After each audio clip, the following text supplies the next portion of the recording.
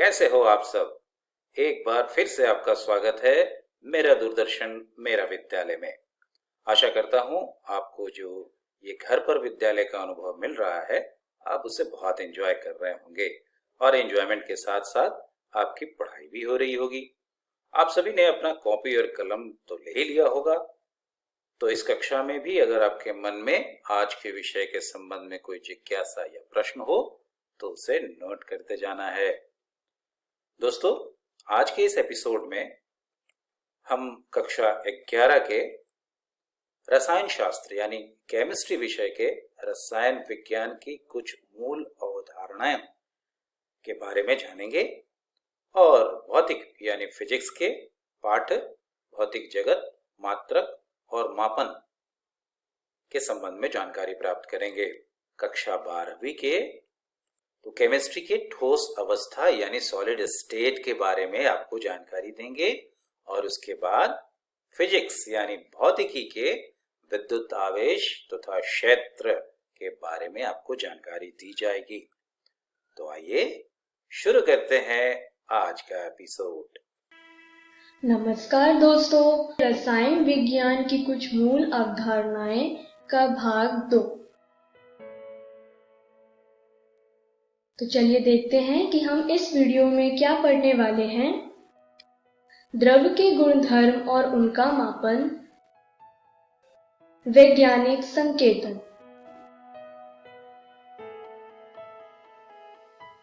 तो चलिए शुरू करते हैं हम अपनी वीडियो को भौतिक राशियों के परिचय से।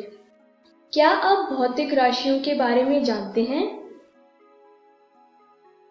भौतिक राशियां उन राशियों को कहते हैं जिनका मापन और तौलन संभव हो। भौतिक राशियां दो प्रकार की होती हैं। एक होती है मौलिक राशियां और दूसरी होती है व्युत्पन्न राशियां। आइए एक एक करके इन दोनों राशियों के बारे में जानते हैं। पहले बात करते हैं मौलिक राशियों के बारे में। मौलिक राशियां वह राशियां होती हैं जिन्हें अन्य के संदर्भ में व्यक्त नहीं किया जा सकता। उदाहरण से समझे तो तापमान, पदार्थ की मात्रा, द्रव्यमान, यह सब मौलिक राशियां कहलाती हैं क्योंकि इन्हें अन्य राशियों के संदर्भ में व्यक्त नहीं किया जा सकता। स्क्रीन पर दिया गया टेबल अन्य मौलिक राशियों को और उनके एसआई मात्रक के प्रतीक को दर्शाता है। आइए एक एक कर हम इन मौलिक राशियों के बारे में जानें। जैसे लंबाई, इसका एसआई मात्रक का प्रतीक है मीटर, जिसे हम m से लिखते हैं। द्रव्यमान, इसका एसआई मात्रक का प्रतीक है किलोग्राम, जिसे हम केजी से प्रतीत करते हैं। समय, जिसका एसआई मात्रक का प्रतीक है सेकंड। विद्युत धारा यानी इलेक्ट्रिक करंट, जिसका एसआई यूनिट है एम्पेयर, जिसे हम ए से लिखते हैं। बाकी की मौलिक राशियों को आप अपने कॉपी में लिख सकते हैं। मौलिक राशियों के बाद हमारी दूसरी राशियां हैं व्युत्पन्न राशियां। आइए व्युत्पन्न राशियों की परिभाषा को देखते हैं।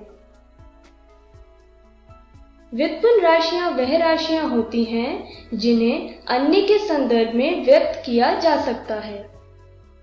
उदाहरण से समझे तो त्वरण यानी एक्सेलरेशन, क्षेत्र यानी एरिया, यह सारी व्युत्पन्न राशियां कहलाती हैं।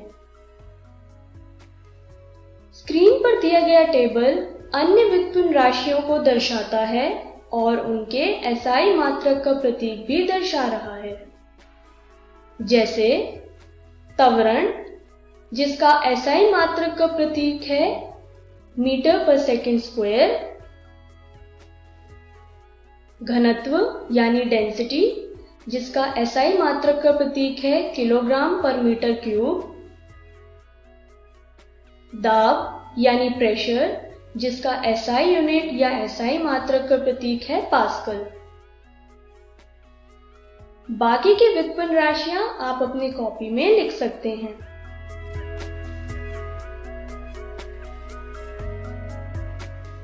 भौतिक राशियों को जानने के बाद आइए अब हम इस वीडियो के अपने पहले विषय पे चले, जो है द्रव्य के गुणधर्म और उनका मापन।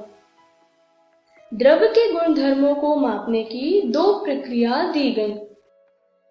पहली है अंग्रेजी पद्धति या इंग्लिश सिस्टम, दूसरी है मीट्रिक पद्धति या मीट्रिक सिस्टम। मीट्रिक पद्धति को अंग्रेजी पद्धति से ज्यादा सुविधाजनक माना गया, क्योंकि यह पद्धति दशमलव प्रणाली पर आधारित थी। मीट्रिक पद्धति 8वीं शताब्दी में फ्रांस में विकसित हुई थी।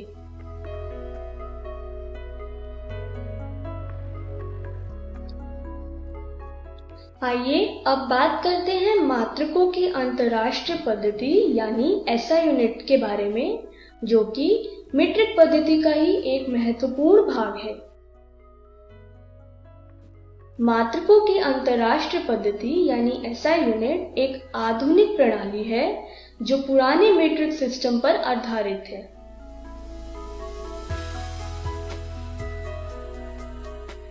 मात्रकों की अंतरराष्ट्रीय पद्धति भार और माप के 11वें सर्व सम्मेलन यानी 11th conference of weights and measures में स्वीकृत किया गया था। SI पद्धति में 7 आधार मात्रक है। आइए एक एक कर हम इन 7 आधार मात्रक के बारे में जानें। स्क्रीन पर दिया गया टेबल SI मात्रक के 7 आधार मात्रक को दर्शाता है, जैसे लंबाई, इसका SI यूनिट या SI मात्रक का प्रतीक है मीटर, जिसे हम M से लिखते हैं। द्रव्यमान, इसकी SI यूनिट है किलोग्राम, जिसे हम kg से लिखते हैं। समय यानी टाइम, इसका SI यूनिट या SI मात्रक का प्रतीक है सेकेंड। बाकी के 7 आधार को आप अपनी कॉपी में लिख सकते हैं।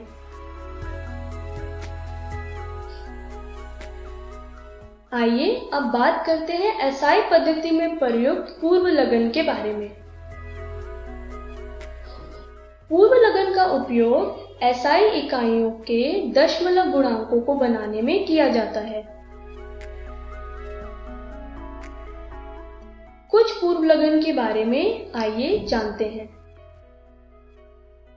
जैसे 10 की पावर -12 को हम पिको कहते हैं, 10 की पावर -3 को हम मिली कहते हैं, 10 की पावर -2 को हम सेंटी कहते हैं। उसी तरीके से 10 की पावर 12 को हम टेरा कहते हैं, 10 की पावर 3 को हम किलो कहते हैं और 10 की पावर 2 को हम हेक्टो कहते हैं। आइए अब हम अपने अगले विषय पे चले, जो है वैज्ञानिक संकेतन। वैज्ञानिक संकेतन एक गणितीय अभिव्यक्ति है जिसका उपयोग 1 और 10 के बीच दशमलव संख्या को 10 से गुणा करने के लिए किया जाता है, जिससे हम कम अंकों से बड़ी संख्या को लिख सकें। वैज्ञानिक संकेतन का एक महत्वपूर्ण भाग है सार्थक अंक। आइए अब हम सार्थक अंक को जानें। किसी राशि के मापन में प्रयुक्त वे अंक जो मापक यंत्र की यथार्थ के अंतर्गत उस राशि के मान को व्यक्त करते हैं, वह अंक सार्थक अंक कहलाते हैं। अनिश्चितता को व्यक्त करने के लिए पहले निश्चित अंक को अंतिम अंक के रूप में लिखा जाता है। आइए इसे एक उदाहरण से समझें। 11.2 ml एक संख्या है जिसमें 11 एक निश्चित अंक है और दशमलव के बाद की संख्या यानी 2 यहाँ पर एक अनिश्चित अंक है। ml यहाँ पर एक SI मात्रा है। सार्थक अंक को ज्ञात करने के लिए कुछ नियम दिए गए। आइए अब हम इन नियमों को एक एक कर जानते हैं। पहला नियम यह कहता है कि सभी गैर शून्य अंक सार्थक अंक होते हैं। आइए इसे एक उदाहरण से समझें। 285 में 3 सार्थक अंक हैं।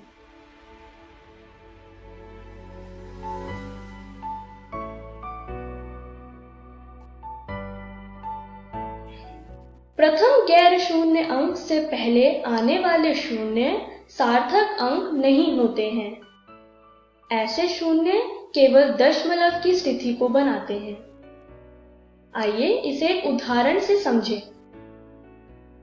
0.03 एक संख्या है जिसमें एक ही सार्थक अंक है जो है 3। उसी तरीके से 0.0053 में 2 सार्थक अंक है। इस दोनों ही उदाहरणों में गैर शून्य संख्या से पहले वाले शून्य सार्थक अंक नहीं कहलाएंगे। 2 गैर शून्य अंकों के मध्य स्थित शून्य सार्थक अंक होते हैं। आइए उदाहरण से समझें। 20.03 में 4 सार्थक अंक हैं, यानी 2 गैर शून्य अंक यानी 2 और 3 के मध्य स्थित शून्य सार्थक अंक कहलाएंगे। उसी तरीके से 5.03 में 3 सार्थक अंक हैं। 5 और 3 के मध्य शून्य भी एक सार्थक अंक कहलाता है। किसी अंक के दाईं ओर या अंत में आने वाले शून्य सार्थक अंक होते हैं, परंतु वह दशमलव के दाईं ओर स्थित होने चाहिए। आइए इस नियम को एक उदाहरण से समझें। 0.400 में 3 सार्थक अंक हैं, यानी 4 के बाद वाले शून्य भी सार्थक अंक कहलाएंगे। 100 में 1 सार्थक अंक है क्योंकि इसमें दशमलव नहीं है और सिर्फ एक गैर शून्य अंक यानी 1 है जो कि सार्थक अंक हुआ। लेकिन 100.0 में 4 सार्थक अंक हैं। दशमलव के बाद वाली संख्या यानी शून्य यहाँ पर सार्थक अंक कहलाएगा। तो हमने इस वीडियो में क्या सीखा? हमने द्रव्य के गुणधर्म और उनके मापन के बारे में जाना। हमने वैज्ञानिक संकेतन के बारे में भी जाना। तो चलिए देखते हैं कि अगली वीडियो में हम क्या पढ़ने वाले हैं। अगली वीडियो में हम सार्थक अंक का गणितीय संचालन के बारे में जानेंगे। हम विमीय विश्लेषण के बारे में भी जानेंगे। Thank you.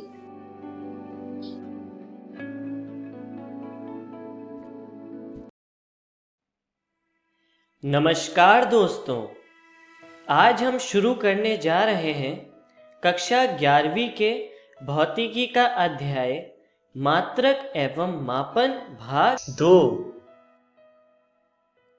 तो वीडियो शुरू करने से पहले आइए एक बार नजर डालते हैं कि आज की वीडियो में हम क्या क्या पढ़ने वाले हैं। तो हम शुरू करेंगे मात्रक एवं मापन के परिचय से। उसके बाद हम पढ़ेंगे मात्रकों की प्रणाली तथा सबसे अंत में हम पढ़ेंगे मूल मात्रकों का मापन। तो चलिए शुरू करते हैं परिचय से। भौतिक राशियों का मापन किसी निश्चित मानक से तुलना करना होता है तथा संदर्भ मानक को मात्रक कहते हैं। जैसे अगर मैं आपसे पूछूं कि आपकी उम्र कितनी है, तो जवाब कुछ इस तरह से आएगा, 16 वर्ष या 17 वर्ष। अब इसको बताई हुई परिभाषा से समझने का प्रयास करते हैं। उदाहरण के रूप में मानते हैं कि आपकी आयु 16 वर्ष है। अब इसमें वर्ष क्या है? वर्ष वह समय अंतराल है जो पृथ्वी सूर्य का एक संपूर्ण चक्कर लगाने में लेती है। अर्थात हम अपनी उम्र को पृथ्वी की कक्षा के समय अंतराल से तुलना करके बताते हैं। इसके अनुसार किसी राशि की माप को किसी मानक के आगे एक संख्या के रूप में लिखकर व्यक्त किया जाता है और इस प्रकार ही भिन्न भिन्न राशियों को मापा जाता है। जैसा कि आपको बताया कि मापन के लिए एक निश्चित मानक से तुलना करते हैं, इस वजह से पूरी दुनिया में एक राशि के मापन के भिन्न भिन्न मानक बन गए और इसलिए मात्रकों की अलग अलग प्रणालियां बन गईं। चलिए देखते हैं मात्रकों की प्रणाली। यह प्रणाली इस तरह से है, जिसमें है CGS, FPS, MKS तथा SI।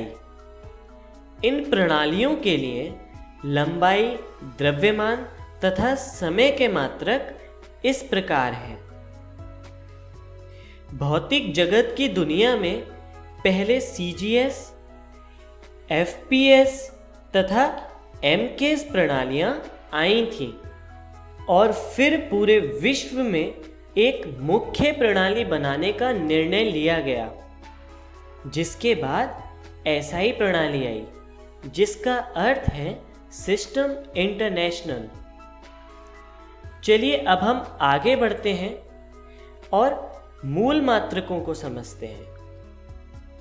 मूल मात्रक वह मात्रक होते हैं जो किसी भी दूसरे मात्रक पर निर्भर नहीं करते, वह पूरी तरह स्वतंत्र होते हैं। चलिए हम कुछ भौतिक राशियों के मूल मात्रक देखते हैं। यह राशियां हैं लंबाई, द्रव्यमान, समय, तापमान तथा वैद्युत करंट, जिनके मूल मात्रक तथा प्रतीक इस प्रकार हैं। चलिए हम आगे बढ़ते हैं और व्युत्पन्न मात्रक पर नजर डालते हैं। व्युत्पन्न मात्रक वह मात्रक होते हैं जो दूसरे मात्रकों पर निर्भर करते हैं तथा पूरी तरह स्वतंत्र नहीं होते हैं। चलिए कुछ भौतिक राशियों के व्युत्पन्न मात्रक पर नजर डालते हैं, जो कि हैं बल, ऊर्जा व शक्ति, जिनके व्युत्पन्न मात्रक तथा प्रतीक इस प्रकार हैं।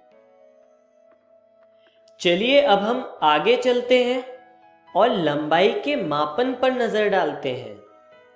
लंबाई का मापन आप पिछली कक्षाओं से ही करते आए हैं। जैसा कि आप अपने पैमाने से दूरी मापते थे, जो कि सेंटीमीटर या मिलीमीटर में होती थी, और छोटी लंबाई मापने के लिए वर्नियर कैलिपर्स तथा स्क्रू गेज का प्रयोग करते थे। पर क्या होगा अगर मैं आपसे कहूं कि आपको पृथ्वी से एक तारे तक की दूरी ज्ञात करनी है? तब यह दूरी आप किसी साधारण पैमाने से ज्ञात नहीं कर सकते। इसके लिए हम प्रयोग करते हैं लंबन विधि का। इसके अनुसार बहुत दूर स्थित किसी पिंड, जिसे बिंदु P से दिखाया गया है, की दूरी नापने के लिए उस पिंड को पृथ्वी के दो अलग अलग हिस्सों से देखा जाता है, जो कि है पॉइंट A तथा पॉइंट B। तथा दोनों स्थिति के बीच बने कोण को ज्ञात किया जाता है, जिस कोण को हम कहते हैं लंबन कोण। पिंड की दूरी बहुत अधिक होने की वजह से AB को एक चाप मान सकते हैं तथा हम प्रयोग कर सकते हैं सूत्र चाप बराबर त्रिज्या गुणा कोण, और इसके अनुसार लिखा जा सकता है AB बराबर AP गुणा थीटा, जहां से हमें मिलता है AP बराबर AB बटे थीटा, जहां पर AP उस पिंड तथा पृथ्वी के बीच की दूरी है। इस तरह लंबन विधि का प्रयोग करके बहुत बड़ी दूरी को ज्ञात किया जा सकता है। चलिए अब हम आगे चलते हैं और द्रव्यमान के मापन का अध्ययन करते हैं। किसी भी पिंड के द्रव्यमान के मापन के लिए आप सामान्यतः साधारण तुला तथा इसी तरह के और उपकरणों का प्रयोग करते हैं। किसी भी पिंड का द्रव्यमान किसी भी और राशि पर निर्भर नहीं करता है। इसका SI मात्रक किलोग्राम है। परंतु जब हम बहुत छोटे पैमाने पर देखते हैं तो अणु परमाणुओं के द्रव्यमान को किलोग्राम में मापना उचित नहीं दिखता।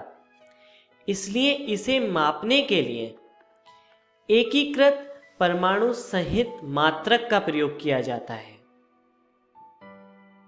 यह द्रव्यमान की एक मानक इकाई है जिसे परमाणु के द्रव्यमान को व्यक्त करने के लिए स्थापित किया गया है।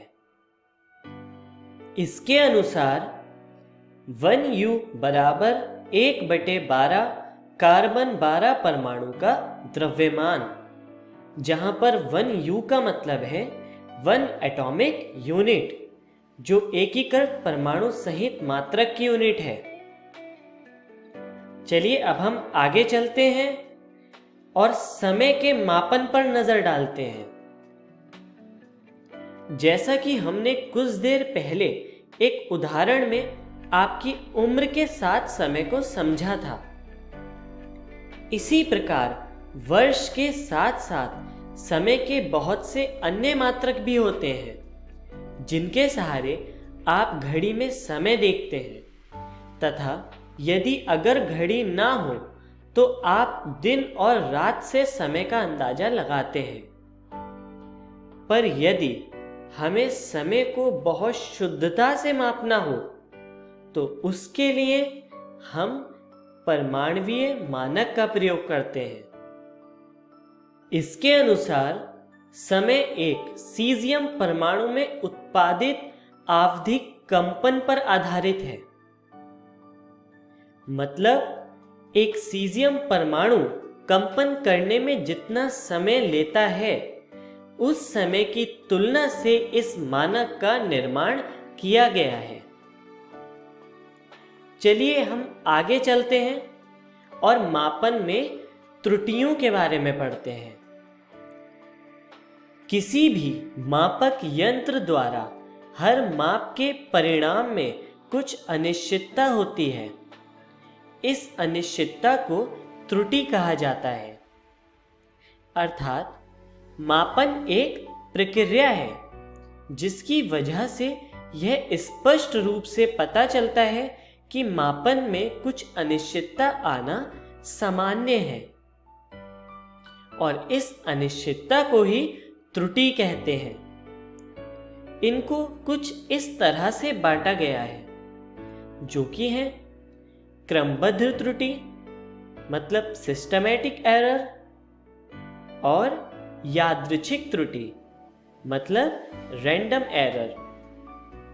चलिए हम आगे चलते हैं और क्रमबद्ध त्रुटि से शुरू करते हैं।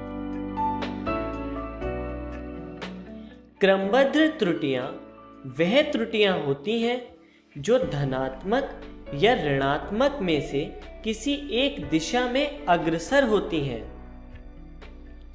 जैसे कि चित्र में यदि आप निशाना लगा रहे हैं और तीर यदि हर बार मध्य बिंदु से कुछ निश्चित दूरी पर जा रहा है तो इसमें त्रुटि क्रमबद्ध त्रुटि होगी।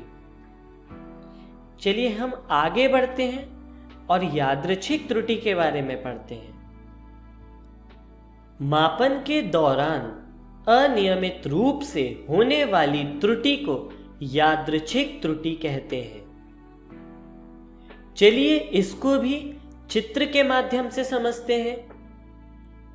चित्र में यदि आप फिर से निशाना लगा रहे हैं और इस बार यदि तीर अलग अलग दिशा में जा रहा है तो हर बार कोई निश्चित त्रुटि नहीं होगी और इस तरह की त्रुटि को यादृच्छिक त्रुटि कहते हैं।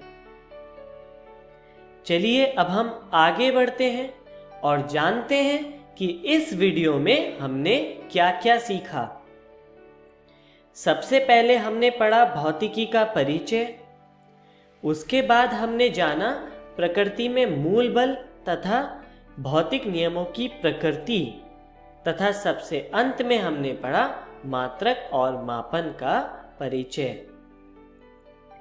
चलिए अब हम आगे चलते हैं और देखते हैं कि अगली वीडियो में हम क्या सीखने वाले हैं।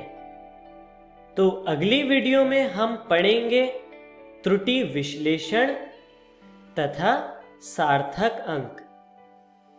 धन्यवाद।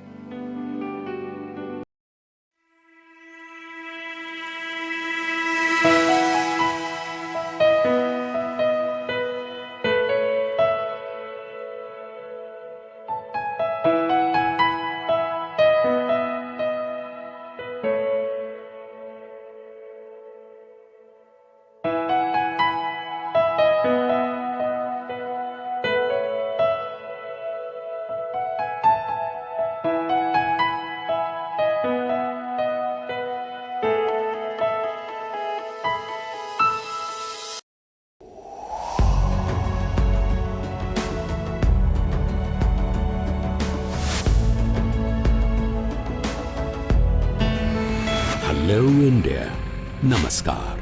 पेरेंट्स के लिए बच्चों को अवार्ड्स मिलने की खुशी सबसे अधिक होती है और अगर ये अवार्ड्स ऐसे आइडिया इनोवेशन के लिए मिले जो दूसरों की जिंदगी को आसान बना दे तो ये और भी बढ़ जाती है। देश भर के हजारों बच्चे विज्ञान पर आधारित अपने आइडिया इनोवेशन के लिए पहचान और सम्मान पा रहे हैं और नए भारत के निर्माण का हिस्सा बन रहे हैं।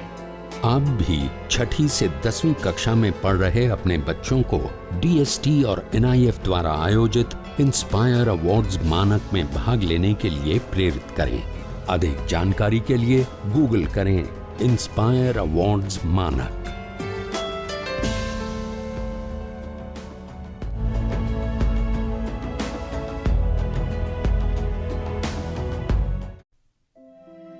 नमस्कार दोस्तों, आज हम ठोस अवस्था का दूसरा वीडियो शुरू करने जा रहे हैं।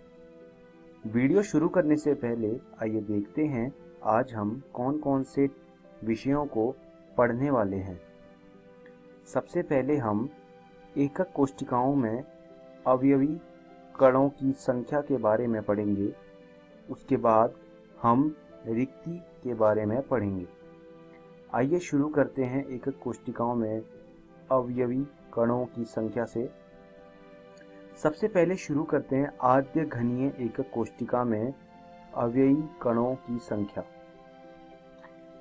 आद्य घनीय एकक कोशिका वो कोशिका होती है जिसमें घनीय के 8 कोनों में एक एक परमाणु लगा होता है। जो घनीय के एक कोने में जो एक परमाणु होता है उसका सिर्फ 1/8 हिस्सा ही घनीय के अंदर आता है और बचा हुआ हिस्सा घनीय के बाहर आता है। तो 1/8 को हम गुणा करेंगे 8 से और हमारा जो उत्तर आएगा वो 1 आएगा। तो यहाँ से हम ये कह सकते हैं कि आद्य घनीय एकक कोशिका में जो कुल परमाणु होते हैं वो 1 होता है। अब बात करते हैं अंतः केंद्रित घनीय एकक कोशिका के बारे में। अंतः केंद्रित घनीय एकक कोशिका में क्या होता है, घनीय के 8 कोनों में एक एक परमाणु लगा होता है और घनीय के एकदम बीचों बीच एक परमाणु मौजूद होता है। तो अगर हम इसके लिए कुल परमाणु निकालें तो जो कोने में 8 परमाणु हैं, मैंने आपको जैसे पहले बताया था, एक परमाणु का सिर्फ 1/8 हिस्सा ही घनीय के अंदर है और बचा हुआ बाहर है। तो 1/8 गुणा 8 और साथ में जमा 1 इसलिए किया क्योंकि घनीय के एकदम बीचों बीच एक पूरा परमाणु मौजूद है। तो जब हम जमा 1 करेंगे तो हमारा जो कुल परमाणु होंगे वो 2 आ जाएंगे। तो अंतः केंद्रित घनीय एकक कोशिका में कुल 2 परमाणु मौजूद होते हैं।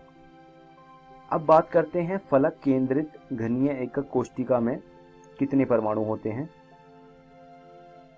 फलक केंद्रित घनीय एकक कोशिका में 8 कोनों में एक एक परमाणु मौजूद होता है और 6 फलक में, हर एक फलक में एक एक परमाणु मौजूद होता है।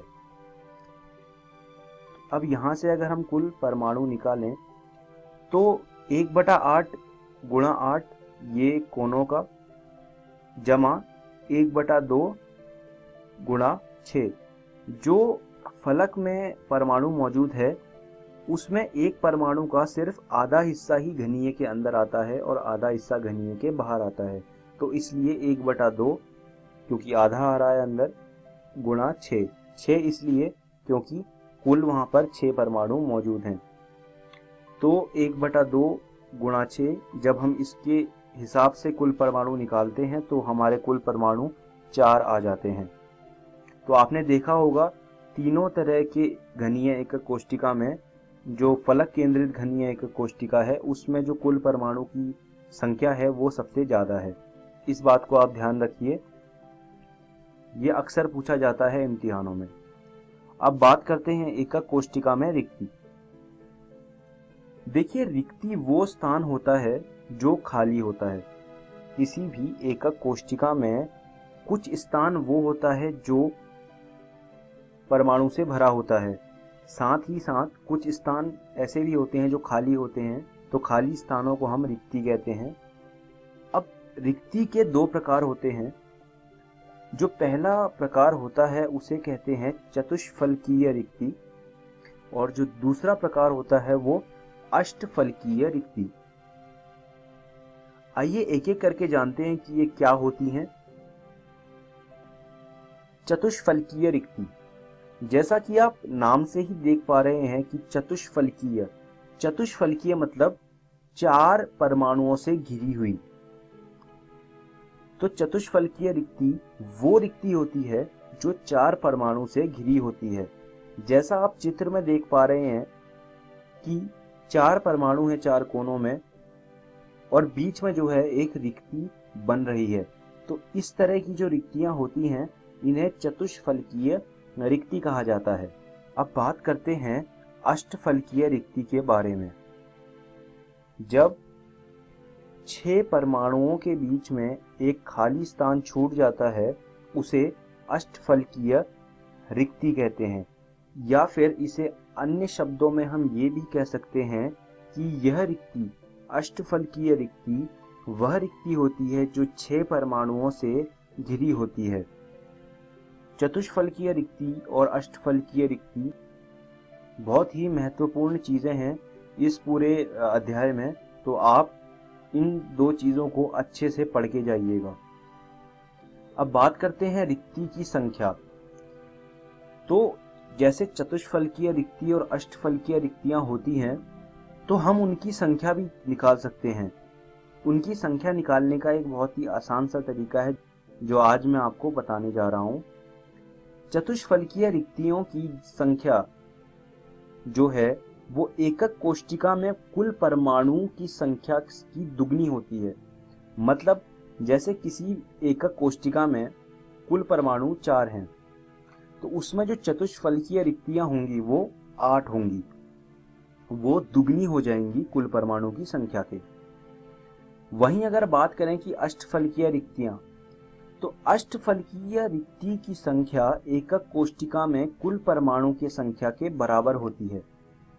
हम वही उदाहरण लेते हैं कि एक जो एकक कोष्टिका है उसमें 4 परमाणु हैं कुल, तो उसमें कितनी अष्टफलकीय रिक्तियां होंगी?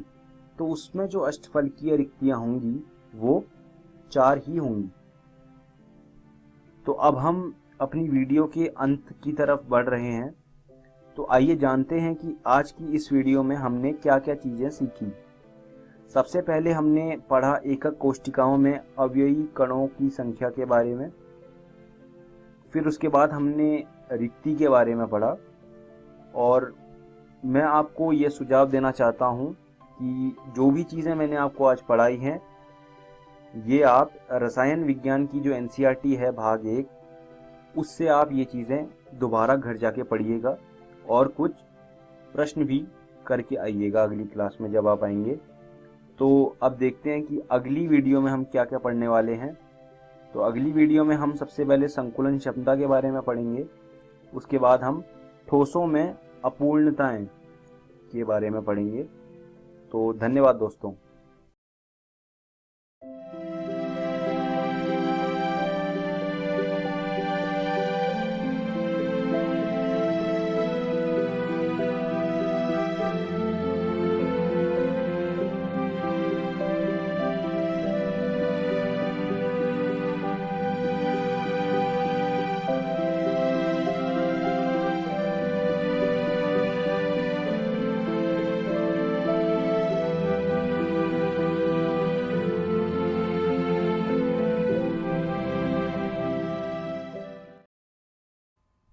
हेलो दोस्तों, आइए शुरू करते हैं हमारे पहले अध्याय वैद्युत आवेश तथा क्षेत्र का दूसरा भाग। दोस्तों, कल के पाठ में हमने जाना था वैद्युत आवेश के बारे में, जिसके बाद आज हम जानेंगे इन्हीं वैद्युत आवेश के मूल गुणों को। तो चलिए शुरू करते हैं। दोस्तों, वैद्युत आवेश के मूल गुणों में आज हम बात करेंगे मुख्यतः 3 गुणों की: आवेशों की योज्यता, वैद्युत आवेश का संरक्षण नियम और वैद्युत आवेश का क्वांटमीकरण। तो आइए सबसे पहले समझते हैं पहला गुण, यानी आवेशों की योज्यता। अब आप सोच रहे होंगे कि यह योज्यता क्या है, तो इसे हम एक उदाहरण से समझते हैं। मान लीजिए हमारे पास कोई एक वस्तु है, जैसे कि ये बॉल।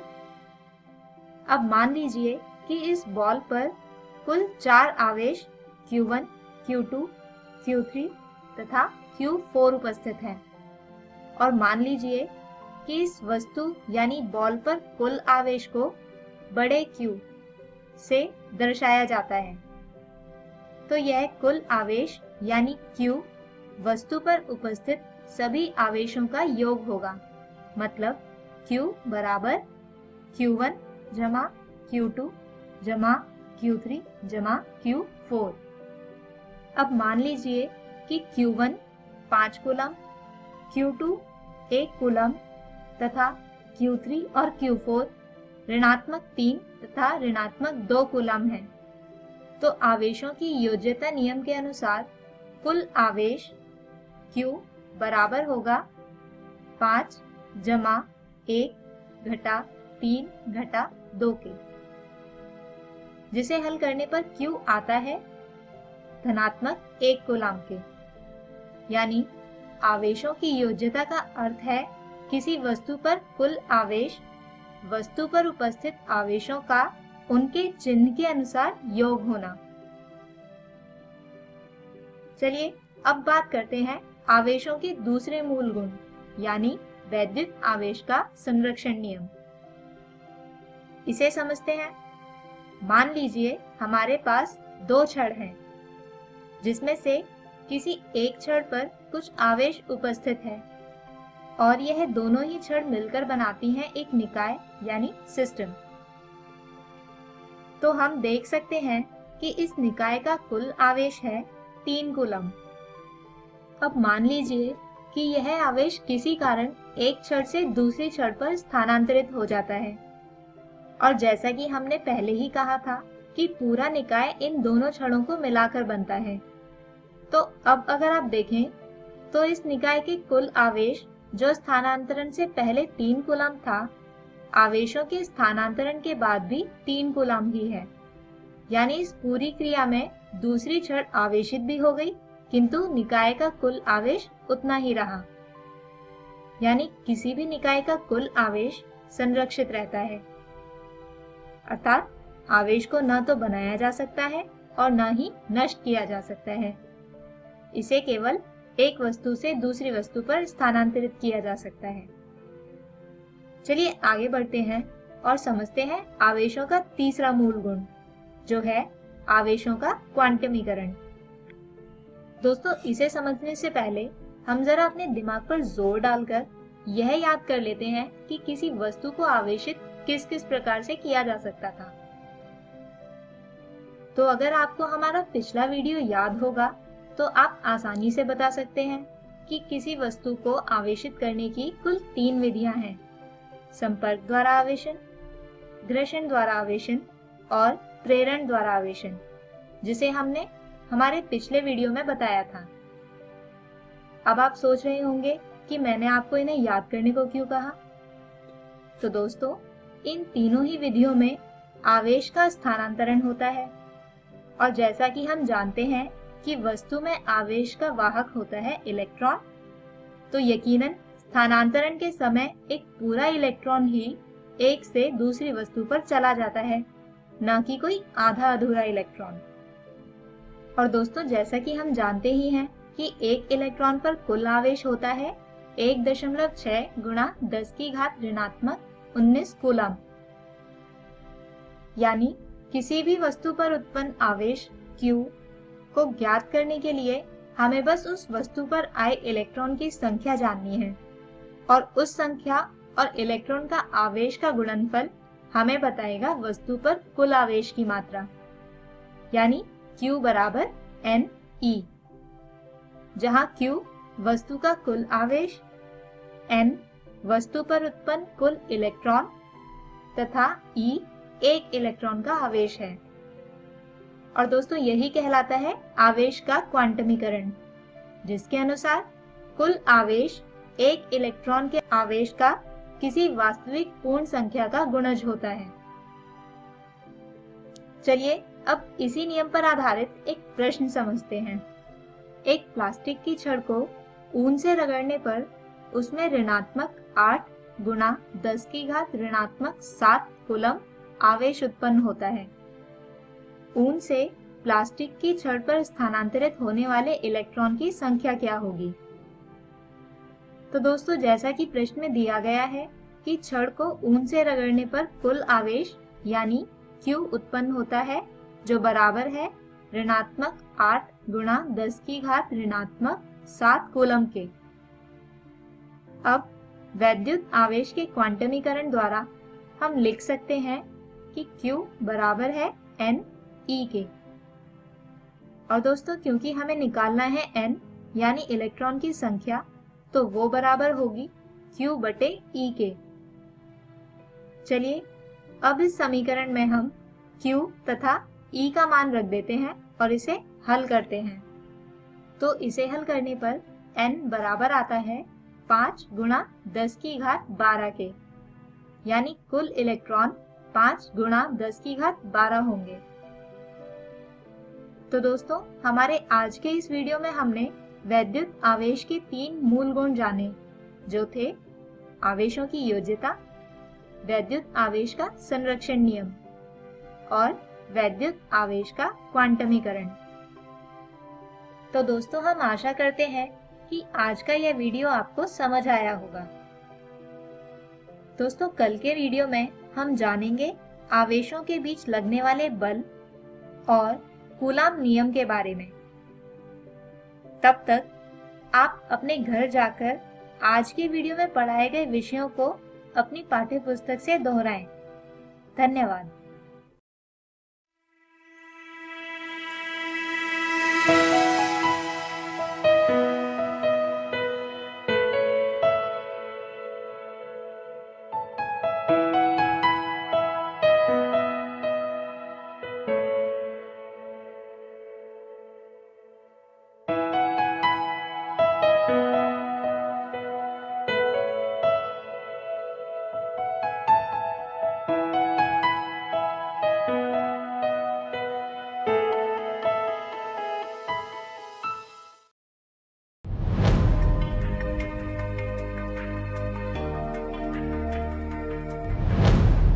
साइंस, टेक्नोलॉजी और इनोवेशन।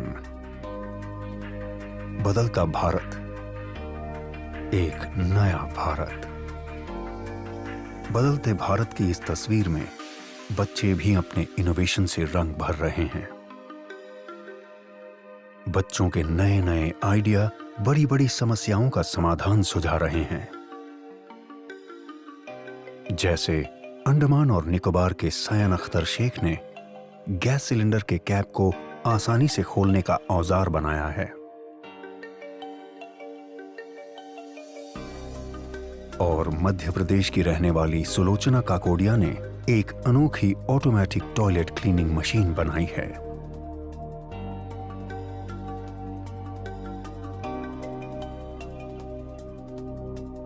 भारत सरकार का विज्ञान एवं प्रौद्योगिकी विभाग DST और राष्ट्रीय नव प्रवर्तन प्रतिष्ठान भारत NIF ऐसे ही लाखों नन्हे इनोवेटर्स को देश भर से ढूंढने का प्रयास कर रहे हैं। और इस अभिनव प्रयास का माध्यम है इंस्पायर अवार्ड्स मानक। इस प्रतियोगिता में कक्षा 6 से 10 तक के स्कूली बच्चे भाग लेते हैं, जिसमें सबसे पहले स्कूलों में प्राध्यापक द्वारा आइडिया प्रतियोगिता आयोजित की जाती है। इसके जरिए बच्चों के बेस्ट 2 से 3 आइडिया का चयन किया जाता है, जिसका नामांकन इंस्पायर अवार्ड्स मानक के वेब पोर्टल पर स्कूल द्वारा किया जाता है।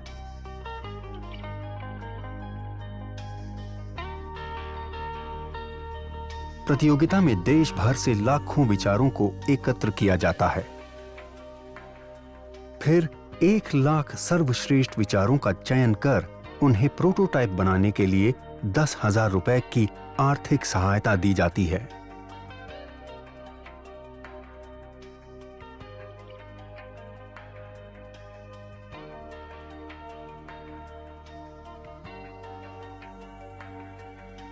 और बच्चों को जिला स्तरीय प्रतियोगिता में भाग लेने का अवसर मिलता है।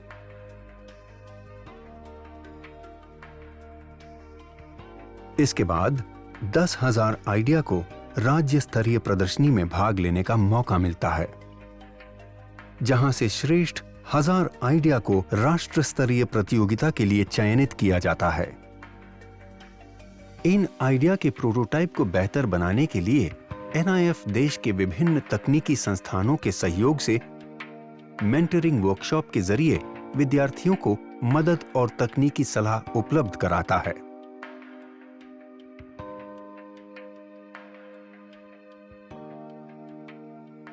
राष्ट्रीय स्तर की प्रदर्शनी में श्रेष्ठतम 60 को राष्ट्रीय पुरस्कार के लिए चयनित किया जाता है।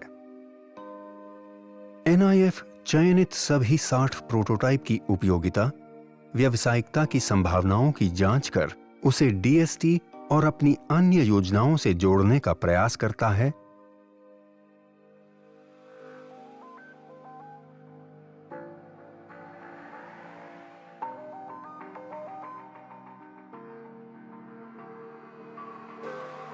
तथा वार्षिक festival of innovation and entrepreneurship में उनकी प्रतिभागिता कराता है।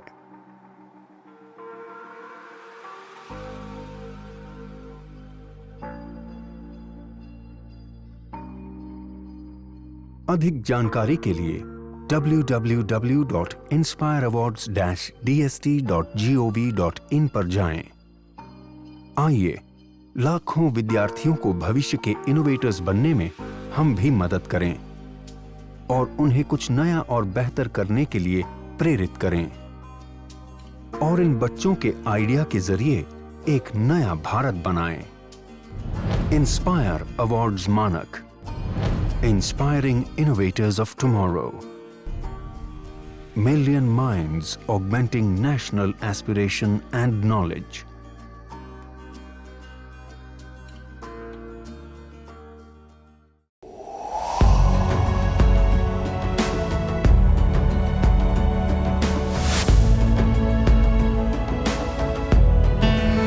हेलो इंडिया, नमस्कार। पेरेंट्स के लिए बच्चों को अवार्ड्स मिलने की खुशी सबसे अधिक होती है और अगर ये अवार्ड्स ऐसे आइडिया इनोवेशन के लिए मिले जो दूसरों की जिंदगी को आसान बना दे तो ये और भी बढ़ जाती है। देश भर के हजारों बच्चे विज्ञान पर आधारित अपने आइडिया इनोवेशन के लिए पहचान और सम्मान पा रहे हैं और नए भारत के निर्माण का हिस्सा बन रहे हैं।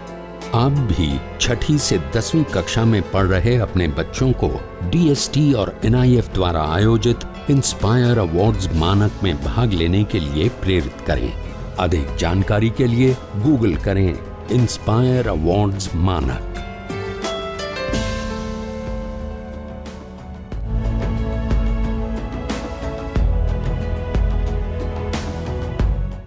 आशा करता हूं कि आज के एपिसोड में जो भी पाठ आपको पढ़ाया गया हो आप उसे अच्छे से समझ पाए होंगे।